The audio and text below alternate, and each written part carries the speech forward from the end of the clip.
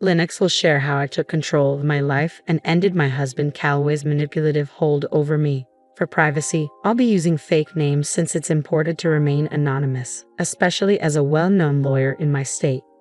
I won't delve into all the details of how Calloway and I met, fell in love, and eventually divorced. What matters is that our love was never truly mutual. Calloway was unfaithful, and the signs were always there. He distanced himself, spent long hours away, and often went on business trips. Even though I had a successful career as a lawyer, Calloway always saw me as a failure simply because I didn't earn as much as him. One day, during one of his many trips, I made the decision to investigate. I found an old laptop of his and discovered a hidden Facebook account, which confirmed my worst fears. He was having an affair with a beautiful woman he clearly considered more attractive than me. Calloway constantly criticized my appearance, and it crushed me to realize he had chosen someone else. Angry and heartbroken, I confronted him the moment he returned. "Calloway, are you cheating on me? I have proof," I demanded. His response was cold, almost cruel. "Lennox, you just aren't interesting to me anymore. You're always wrapped up in your pointless cases, ignoring me. And let's be honest, you're not exactly a supermodel," he sneered. Stunned, I shot back, "What are you even talking about? I have a demanding job, and you knew that when we got married. I haven't ignored you. It's you who stopped coming home. You shut me out." That's how I uncovered the truth. But instead of guilt or regret, Calloway's heartless response left me speechless. He twisted everything, making it seem as though his infidelity was somehow my fault. A ridiculous claim I wasn't going to let him get away with. Rather than defend himself, Calloway's tone turned even colder. He smirked and said, "I'm glad you found out, Lennox. Now I don't have to hide her anymore. She's gorgeous, and we're going to have a perfect life together after I divorce you. Finally, I can marry someone worthy of my name." His words hit me like a punch to the gut. A chill ran down my spine as I realized he had been planning this all along. Worse, he was openly insulting me, praising this other woman as if she were the better choice. There was no apology, no remorse, only arrogance. He acted as though it meant nothing to him. Tears streamed down my face as he continued to boast about how he was going to leave me. This was the man I had loved for over a decade, and his cruel words shattered my heart. Through my sobs, I asked, "How could you say that, Calloway? After all these years?" "I've stood by you through everything," I said, my voice shaking with a mixture of anger and hurt. "I honored our vows and put you first, always. How could you do this?" Calloway's expression remained cold and dismissive. "It doesn't matter anymore, Lennox. You're just not right for me. I'm a successful business owner now, and I need someone who matches my status. A woman with average looks and a law degree that impresses no one just isn't good enough for me." Humiliated, I felt my chest tighten, but I refused to stay silent. "How could you say that, Calloway? I may not fit your shallow definition of beauty, but I'm a strong, capable woman. I've been a good wife to you, and now you're throwing me away." Without hesitation, he cut me off, his voice cold as steel.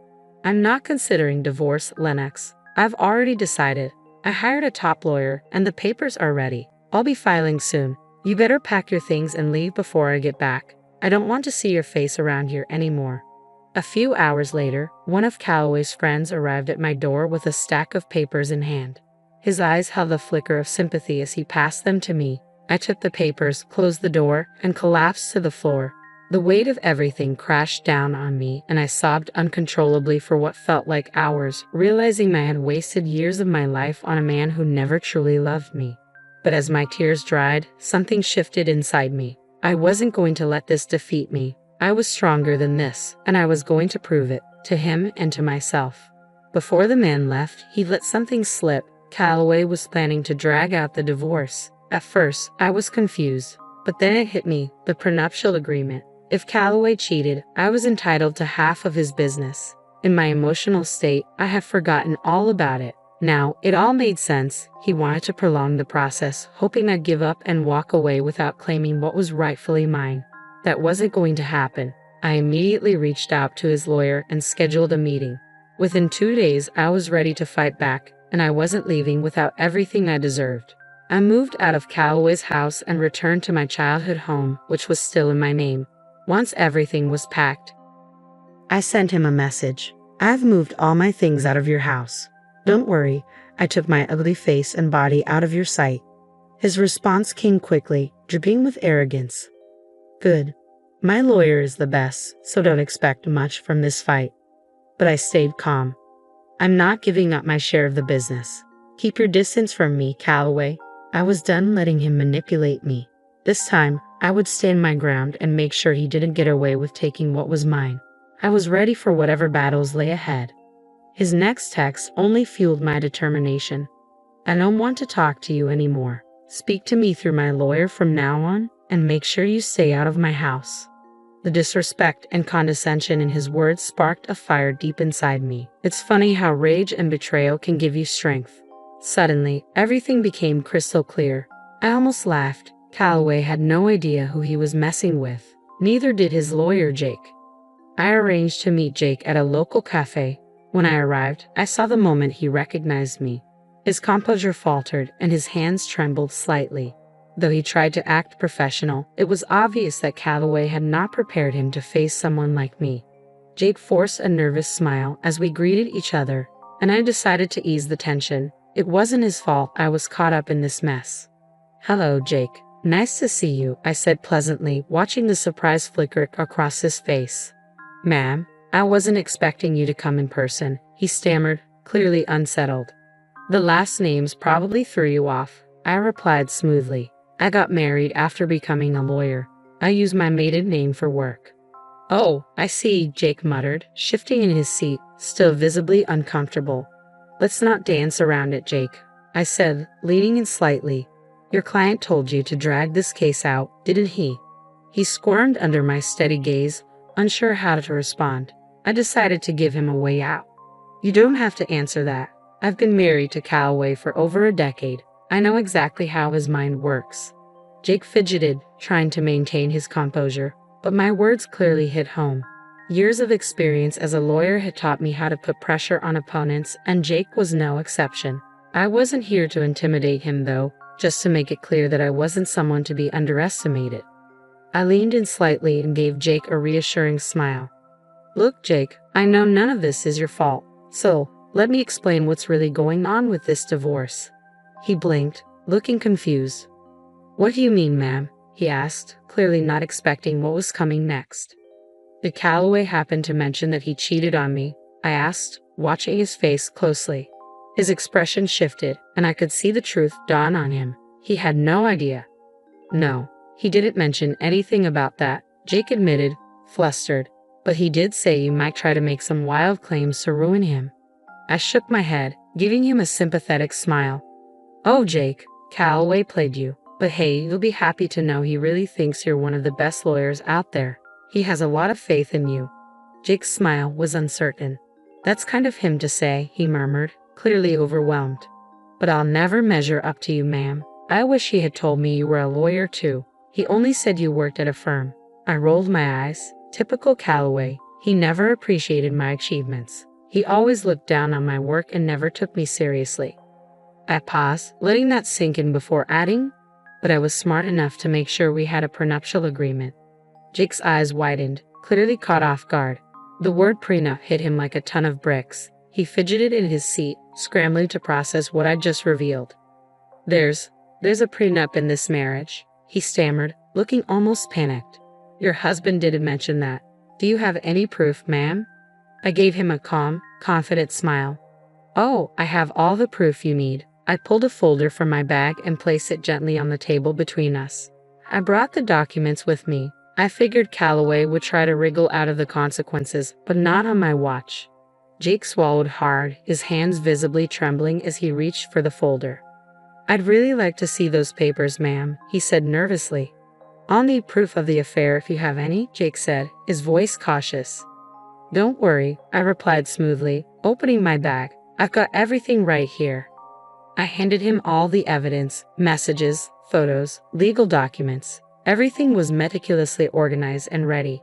Jake took his time, reviewing each piece carefully. As he examined the evidence, I watched the defeat settle into his expression. He knew there was no way Calloway could come out of this unscathed. After what felt like an eternity, Jake looked up at me, resigned. You have solid proof of everything, ma'am, he admitted.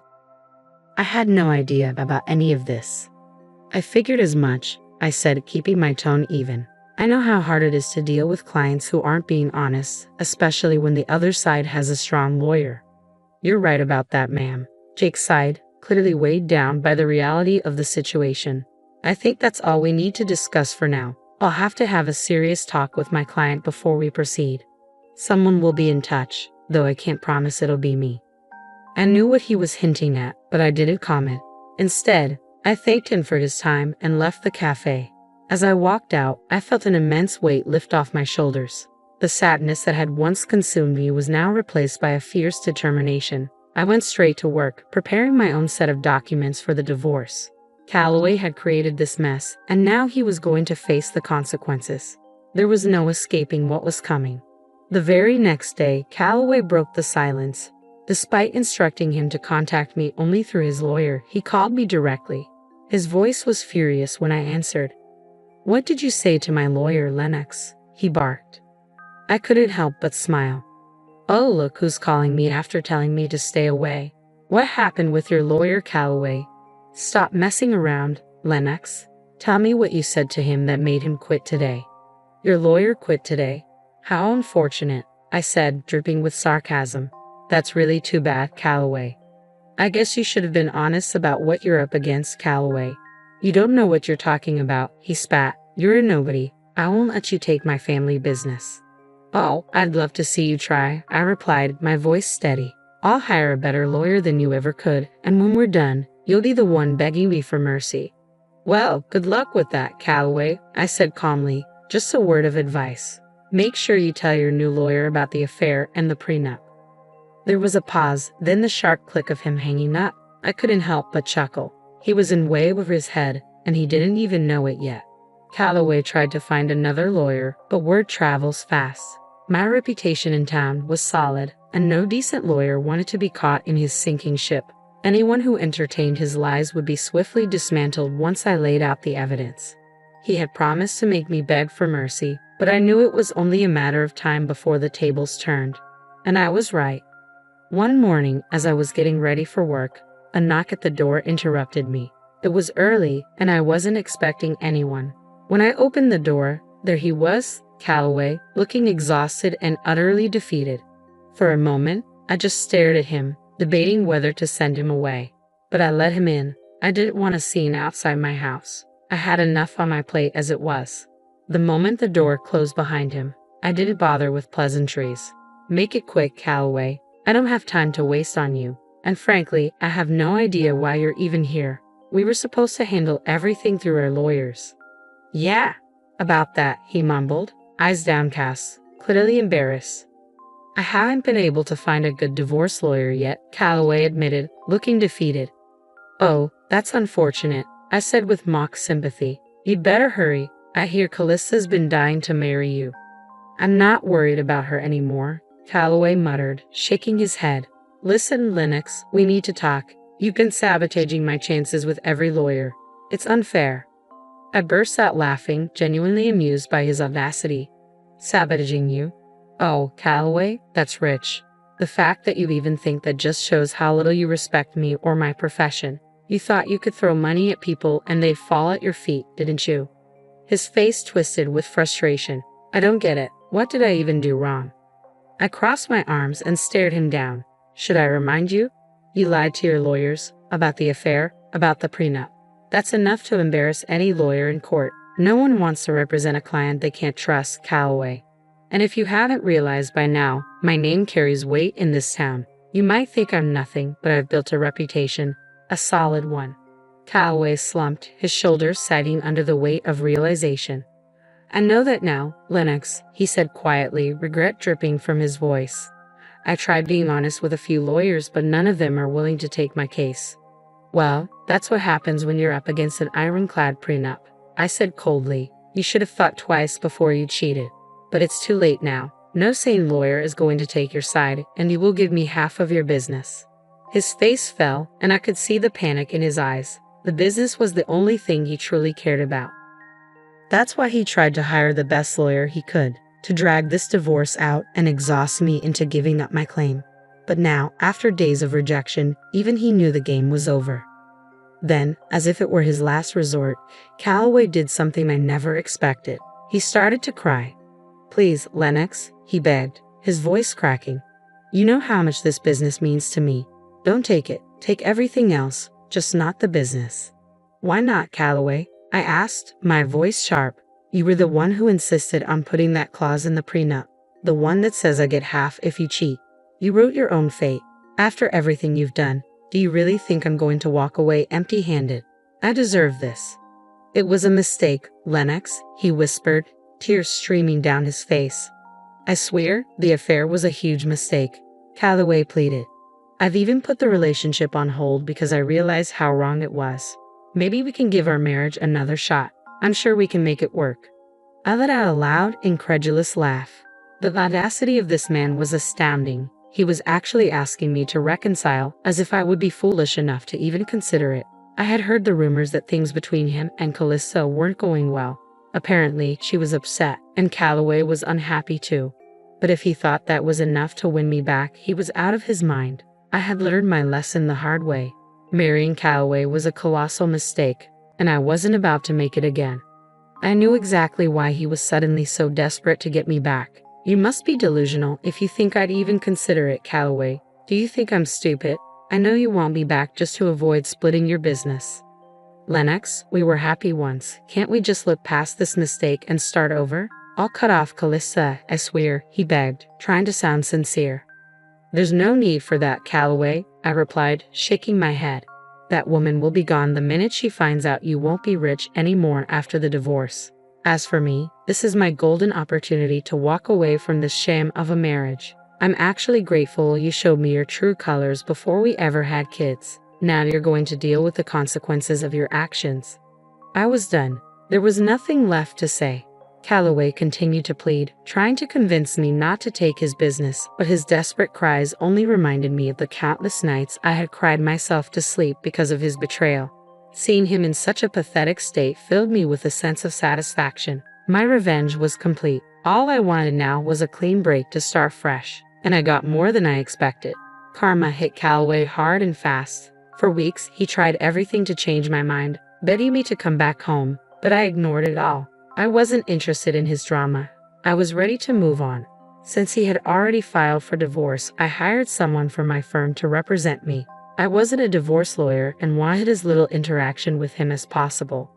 After a month of futile attempts to win me back, Calloway realized he had no choice. He was forced to hire a lawyer and agree to a clean break.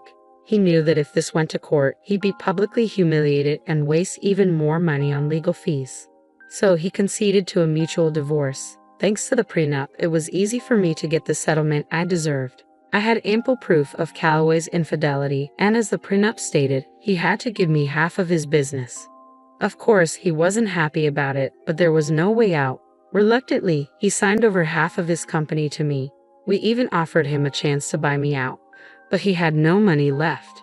You might wonder how a big business owner like Calloway ended up broke. It's simple. He spent it all on Calista. The irony was delicious. She wasn't taking his calls or texts anymore. As she figured out he wouldn't be wealthy after the divorce, and now no one else was willing to date her either. Her reputation as a gold digger had spread far and wide. What goes around comes around, right? But Calista was the least of Calloway's problems. With half of his business gone, his income was slashed. He couldn't afford to maintain his lavish mansion or even keep up with the mortgage, so he was forced to sell it. Now, he was renting a condo, a serious downgrade from the luxurious life he once had. He even tried to get back with me again, hoping to regain control of his business. But that was never going to happen. He would have to figure out a way to keep things afloat or save enough money to buy me out. As for me, I was thriving. I hired someone to manage my share of Calloway's business, and everything was running smoothly. With the extra income from both the business and my law practice, I upgraded my lifestyle and bought myself a new mansion. I was living my best life, and honestly, I couldn't be happier. The divorce worked out perfectly for me. Instead of being played by Calloway and his Calista, I ended up turning the tables, ruining their lives and bettering my own.